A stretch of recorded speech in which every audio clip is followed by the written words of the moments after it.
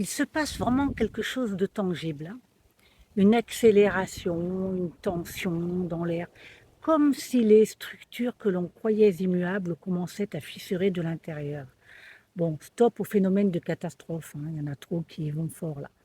Les systèmes verticaux, politiques, médiatiques, économiques montrent que des signes de fatigue, non pas qu'ils disparaissent du jour au lendemain, mais leur autorité n'est plus évidente. Elle est questionnée, contournée, parfois rejetée. On parle souvent de basculement. Certains évoquent l'ère du Verseau pour lui donner une lecture symbolique. Peu importe le vocabulaire. Ce qui se joue, c'est une transformation du rapport au pouvoir et à l'information.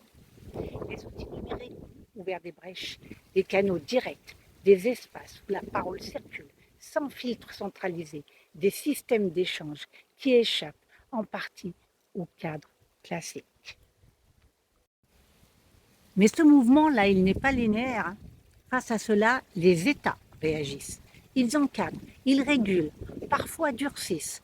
On le voit hein, là en ce moment avec X, avec Telegram, les fondateurs, ceux qui maîtrisent les réseaux, quoi, les canaux directs. C'est une mécanique connue.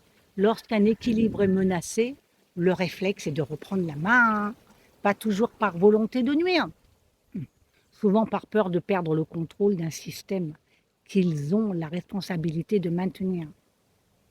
Ça, hein. Et c'est là que le paradoxe apparaît. Plus le contrôle se renforce, plus la défiance grandit. Plus la défiance grandit, plus les alternatives attirent un cercle qui s'auto-alimente. Mais attention à une illusion. Le vide de confiance ne crée pas automatiquement de la clarté. Il peut aussi ouvrir la porte à la confusion, aux récits simplistes, aux manipulations d'un autre type, comme des scénarios de catastrophe qu'on me dit. Achète-ci, ou prépare-toi, ou tu n'auras plus de clients. Voilà. Nous ne sommes pas seulement dans une crise des structures, nous sommes dans une épreuve de discernement. Et là, on est au fond.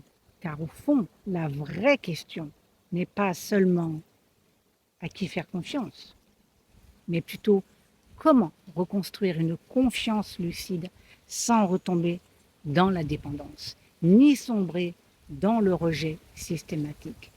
C'est peut-être là que se situe le véritable basculement.